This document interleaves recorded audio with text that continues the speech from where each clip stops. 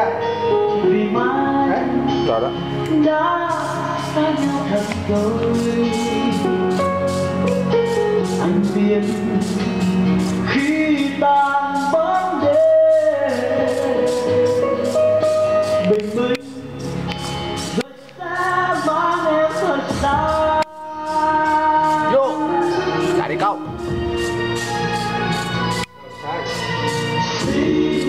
Sai hả? Hãy ôm anh thật lòng vì mai đã xa nhau thật rồi.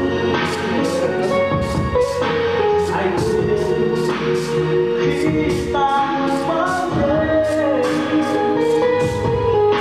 bình minh Sai. rồi sẽ mang em thật xa.